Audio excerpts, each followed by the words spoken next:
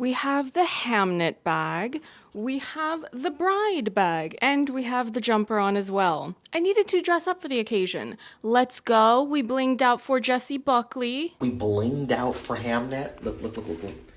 We blinged out for Jacoby Jupe. We blinged out for Jessie Buckley.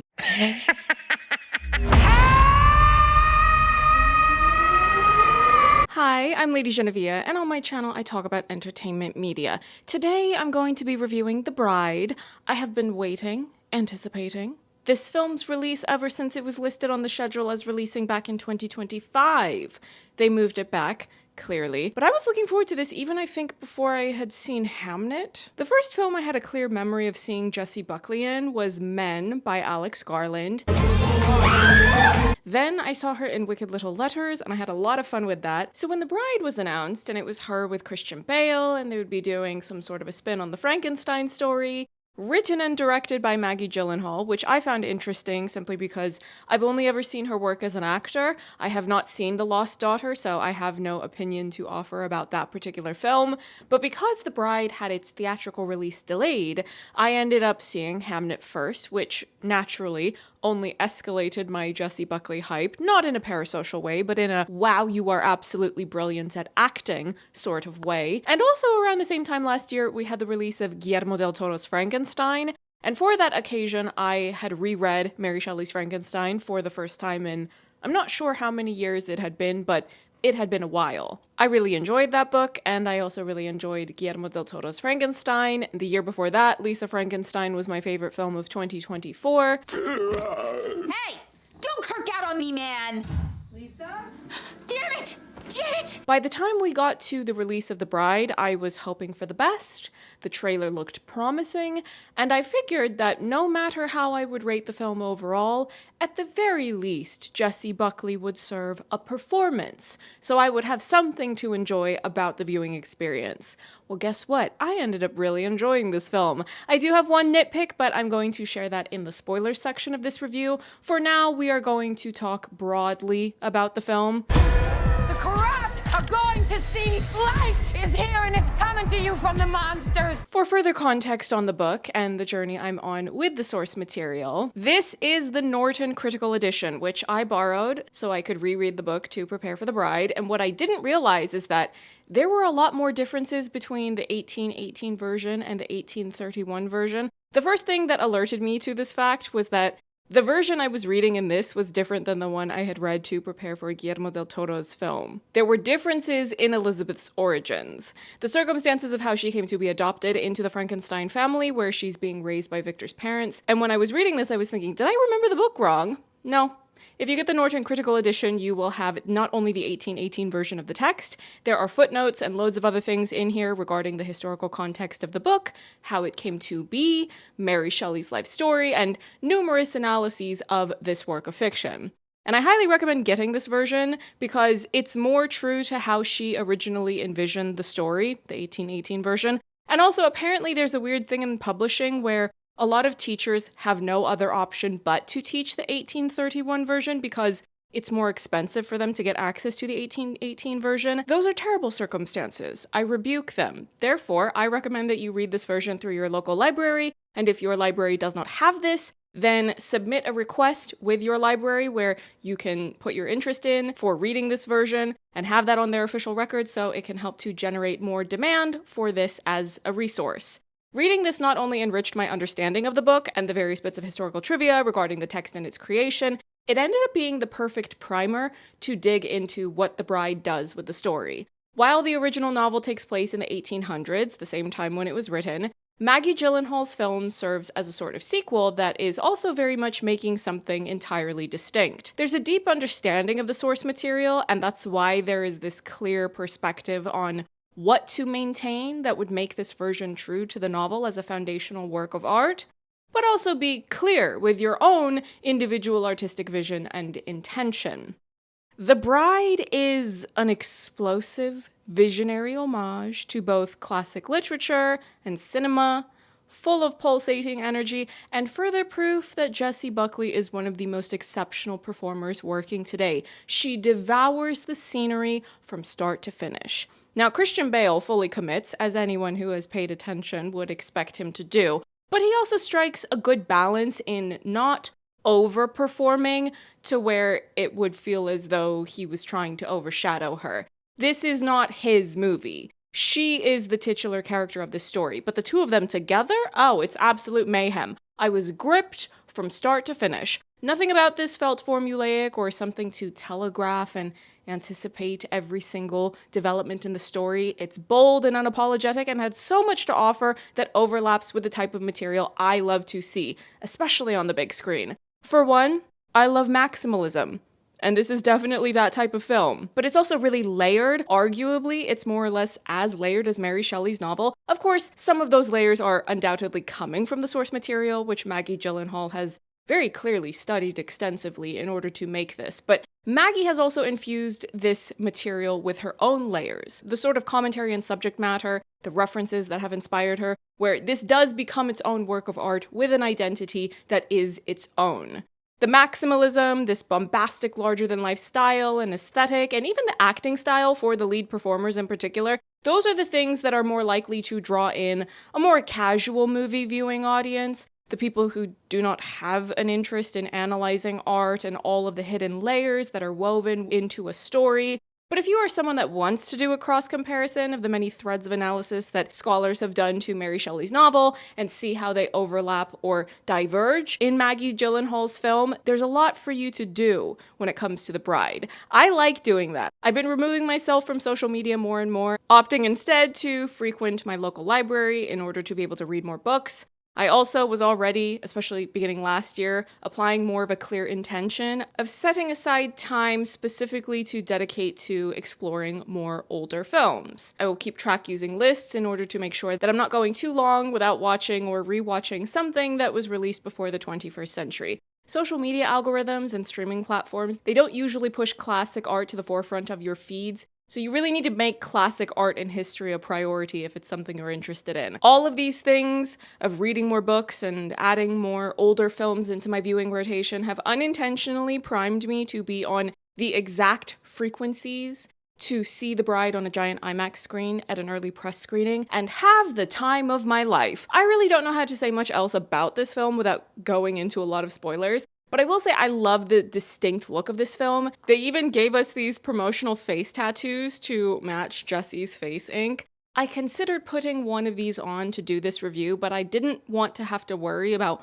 whether or not it would look the way that I wanted to on camera. What if I had put this on and it had been slightly crooked? But I do still have these, so if the occasion is right in the future, perhaps I could revisit this and do a video wearing one. What do you want with a dead girl? I'm the same. Born from the dead. Now I want to talk about this film with full spoilers. I'm not going to talk about everything because I would be talking forever if I were to try to get all of my thoughts out about each and every detail of The Bride that spoke to me.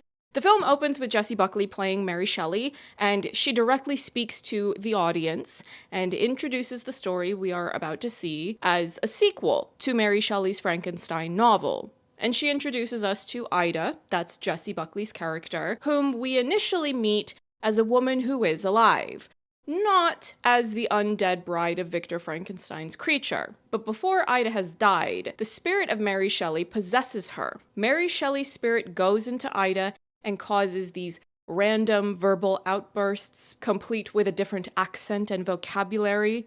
And throughout the film, Ida has these moments of briefly speaking to Mary Shelley, either in her own mind or simply in another plane of existence. It's not something you need to overly explain or understand because it's not a film that is trying to overly explain its concept or be very literal. It's very much a work of art. This is not a corporate product that has to oversimplify and over-explain things for second screen viewers.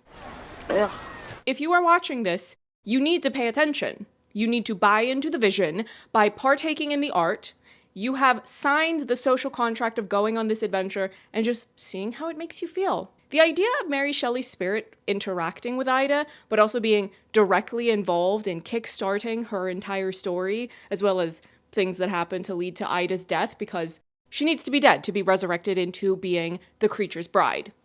It's a very interesting concept. There are a few ways you can look at this. For one, even if Maggie Gyllenhaal was the one to write and direct The Bride, this story would not exist without Mary Shelley pushing this into existence originally. By bringing Mary Shelley into the film as a character, you are more directly acknowledging the origins of the story on screen and to the audience. And that would align with how referential this film is to classic Hollywood cinema, noirs, and musicals from the 1930s when this film is set. You can see those genre influences all over The Bride. But also, by bringing Mary Shelley into the film in this way and having Jessie play both characters, that in and of itself is also referential.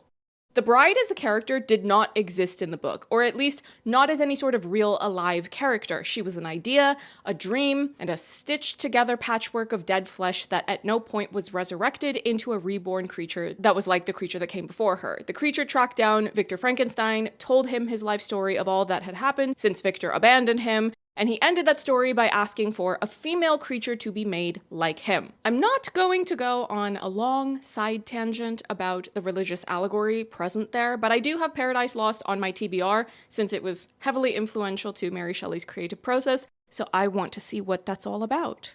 The 1935 film, Bride of Frankenstein, was a sequel to the 1931 film, Frankenstein. These are the Frankenstein films starring Boris Karloff as the creature, and for better or worse, these are the films that have largely shaped the general masses' pop cultural perception of what this story is. The 1935 film, Bride of Frankenstein, deviated from the source material in such a way as to have this bride character actually get to be brought to life instead of being torn apart by Victor on the table he was working on. In that same film, the actress, Elsa Lancaster, who portrayed the bride, also portrayed Mary Shelley, because that film opens with her and her husband Percy Shelley and Lord Byron talking together in such a way as to lightly touch upon the origins of the novel's creation. Maggie Gyllenhaal is very clearly referencing that film by doing this. There is no way to make a film like The Bride and make such a specific choice as having your lead actress play both the bride character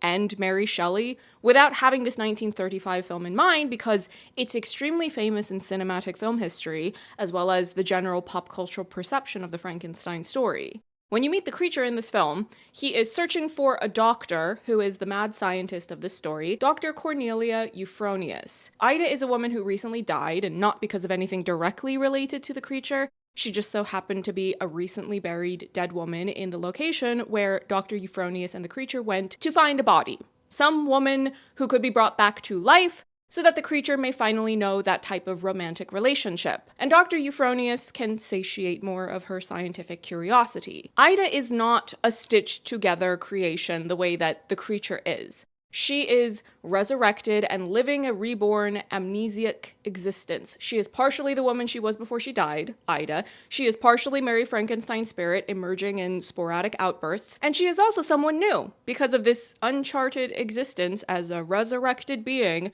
and all of the new experiences that come with this new way of being, as well as having this new companion, the creature. I am a monster. Yeah, so am I.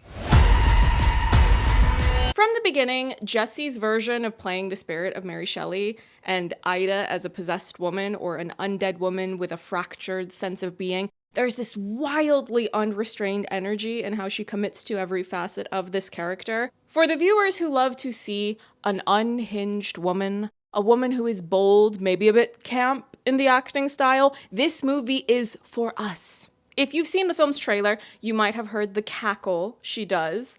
And in hearing that, I was thinking about how if you had never seen or heard Glenn Close doing the Cruella cackle, and someone were to try to describe that to you, it would never be the same as experiencing that happen, especially on the big screen in character. That's what The Bride is like. You can look up the film's plot synopsis once it's been released into cinemas, and people have published basic plot outlines of the sequence of events of what happens to the characters in the story. But it simply would not be the same as experiencing the explosive, bombastic, cinematic mayhem of what this film is doing. And not to suck up to a corporation, but I do want to say that WB, under its current unacquired system, that is the one that has lent support to this film to be created on this large of a scale. I watched this on IMAX on the biggest screen available. And to me, that doesn't happen unless studios prioritize the artistic process and the artists who have the vision to create things like this. I really want more people to speak up and demand that we put an end to this notion of Paramount acquiring WB. It's a terrible idea. I don't have a large platform, but with what little I have, I want to make that clear, and I hope that more of you will do your part to speak out against that. But anyway, the era of cinema that The Bride pays homage to was one that had many of these crime noirs, but also big movie musicals. And I love that we get to see both of them being resurrected in this way. There's a certain cynicism, or perhaps an unflinching honesty in classic noirs. There's almost a sense of trying to turn away from the notion that art should only be frivolous and escapist.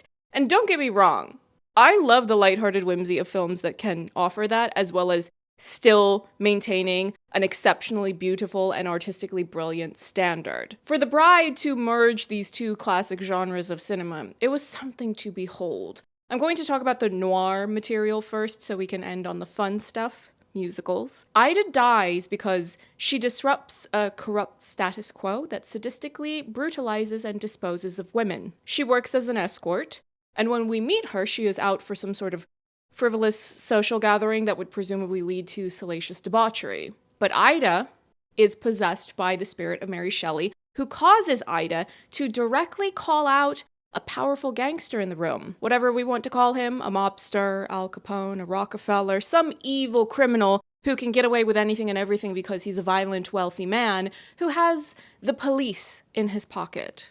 You don't know that initially, but you will find that out eventually as the story proceeds further. What you also learn is that this man has a long history of getting rid of women. I'm giving you the YouTube safe for work way of describing what he does, but Ida calls him out, not just during this opening social gathering. She does it again further into the film, and then Mr. Rockefeller, or whatever his name is, wants to send his henchmen after her.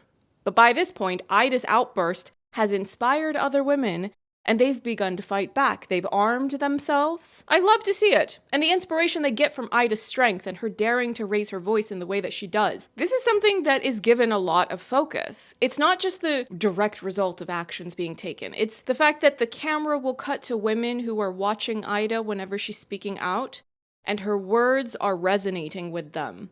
The fact that she will say the quiet part out loud. She will dare to rage against the machine in a way that these women have never felt like they could do. Now, the flip side of this is the film's reference to musicals. I'd love to see a reference and an homage to the golden age of Hollywood musicals, because the people who are half-heartedly trying to make them now, or perhaps the people who are willing to fund or produce them, fundamentally do not understand what we want to see from those movie musicals. Grandiose, decadent, extravagant, not in a materialistic sense, but in a way that is a feast for the eyes. Bright, saturated colors, of course that's only applicable to the movie musicals that were made once films switched from black and white to Technicolor. Long dance numbers with absolutely incredible choreography. Just showcase the absolutely superhuman skills of people who are highly trained in the art of dance. The musical aspect of this film is multifaceted. Let me try to go through this somewhat efficiently. The creature has a parasocial affection towards an actor named Ronnie Reed, who is played by Jake Gyllenhaal. Ronnie Reed is very clearly supposed to be reminiscent of Fred Astaire. This character is not Gene Kelly, because Fred Astaire was already starting his movie musical career in the 1930s, and he would dress in the more lavish outfits, the suits with the tails, the top hat. Gene Kelly intentionally aimed to stylize his attire to look like the everyday proletariat, the common folks. Also, when Ida asks Frank, that's what she calls the creature, what her name is, he briefly considers naming her Ginger Rogers. Fred and Ginger, iconic duo of the golden age of Hollywood movie musicals. I love for them to get a shout out like this. But anyway, Ronnie Reed had experienced a medical condition. I think it might have been polio, but I'm not sure. I didn't write that detail down in my notes. And now he has a career as a movie musical star, and his legs are different lengths. So one of his shoes has more of a lift in it so that it can even him out so that he is able to do these musical numbers. The creature heavily relies on Ronnie Reed's films. He will go to the cinema, often to see whichever of his pictures is playing, anytime he's emotionally distressed. And there's a point where he and Ida are running away from the police and they end up in a party where the creature discovers that Ronnie Reed is in attendance. He approaches Ronnie Reed and delivers this extremely uncomfortable, emotional speech to him, talking about how great Ronnie Reed is, what his art means to him, and how deeply important the art is to his emotional well-being and just his survival in general. Now, the sentiments that the creature is expressing are not bad, but the delivery is, as I said, uncomfortable. And what I gathered from this is that there's an element of critiquing parasociality as well as the frenzied attachment people form to celebrities. They project their emotional response to a work of art and direct those emotions towards the performers themselves, who have performed whatever it was that they were hired to perform. And what I personally interpreted from the contrast between this awkward exchange between the creature and Ronnie Reed, compared to the way that the often nameless women of the film's universe respond to Ida, this is conveying a particular idea of how your liberation will not come from celebrities. The meaningful emotions you experience from art, the positive lessons you might learn from art, that's all well and good.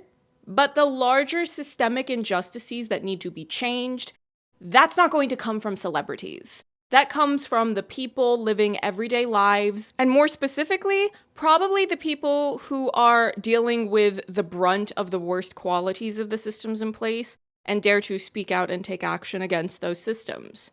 What does Ida do for a living? She worked as an escort. Other women who work that same job as her are being violently disappeared and mutilated. And this wealthy criminal collects trophies of these women.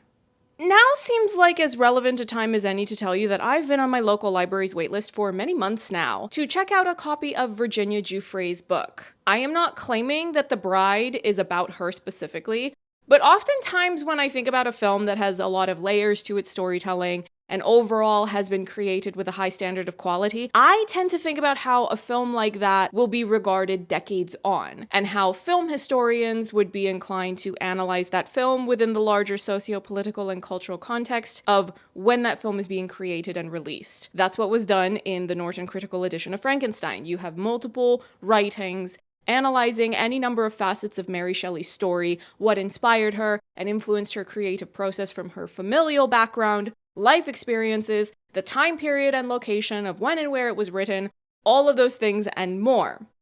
It would not be a stretch of the imagination to relate those facets of the film to the current events of the here and now, and also the last decade or so, as they would have undoubtedly weighed on Maggie Gyllenhaal's mind when she was creating the story, and it would also impact how certain people in the audience will process, analyze, and understand the material when they watch this film. Right after the creature has this awkward encounter with Ronnie Reed, he is so overcome by his emotions that he bursts into a musical number, which Ida and other people in the room join in on, and I love this because I will always celebrate seeing a big movie musical number that is reminiscent of that era of cinema.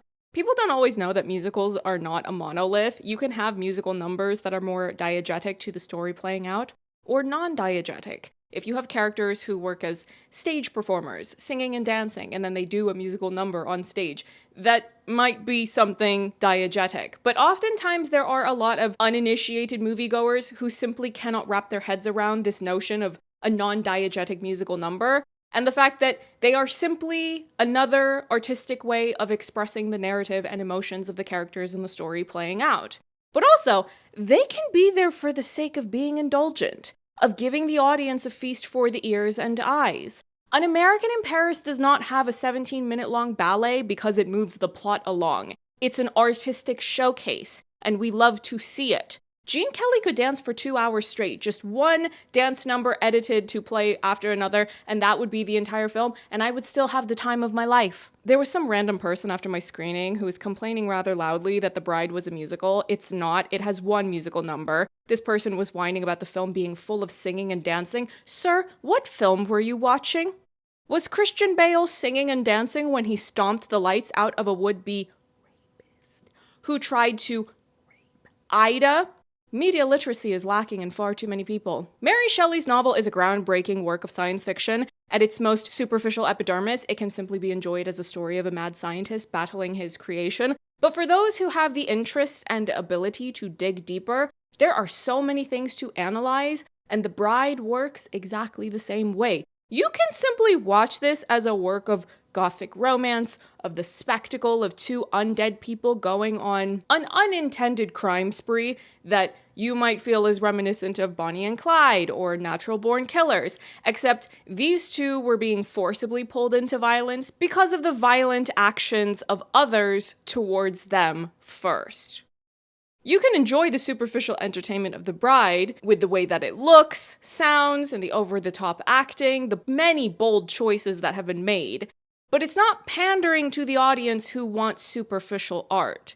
It's best suited for the audience that does like to think about the deeper layers in a work of fiction, but also have that work of fiction be packaged in a bold, flashy visual presentation. That is my type of movie. The only nitpick I had, which I want to make sure I mention before I forget and have to move on to work on other reviews that I am already working on, is that there are cop characters in this who are trying to find the creature and his bride, and there is a lady who is fighting very hard to be able to get to be a detective, and that's presented like it's supposed to be empowering because the men don't want her to let her do that because she's a woman. I don't care which gender the cops are. They're still the cops. I'm glad we're not watching a cop show. Gotta stop mythologizing the police, for Christ's sake. Come on. Now, that character is played by Penélope Cruz, and I'm delighted to see her booked and busy. Maybe they just put this part of the story in as an excuse to hire her, which I love to see. If that other regime isn't stopped from acquiring WB, we will not get to see her or her husband Javier Bardem in any WB films, and I find that to be unacceptable. Viva Palestine, up the IRA. All right. But the solution to fixing the problem of the evil police being in the pocket of the wealthy criminal is not to simply hire ladies to be cops. So that detail I did not like, I will admit that. But Penelope's performance is great regardless. Everyone acted the hell out of their roles in this. Jessie and Christian being the main ones, of course. But Peter Sarsgaard and Penelope Cruz and Annette Bening and all of the other supporting leads in the ensemble at large, everyone brought their best efforts to this. I really enjoyed watching this film. Nitpick aside, this is still a contender to be in my top 10 at the end of the year. When I think about the films that were in my top 10 last year and how I felt about them, this is in a similar space of having so many dimensions and qualities for me to admire. I hope this does well because apart from this, the film that I have rated the highest of any 2026 film I have seen thus far has been 28 Years Later, The Bone Temple, and that did not perform well at the box office. I want the sequel to that, and I want this to do well enough to ensure that Maggie Gyllenhaal can get the funding she needs to do yet another maximalist, layered, thoughtful spectacle once more so that I can watch it on the big screen. The Bride of Frankenstein. No, just the bride.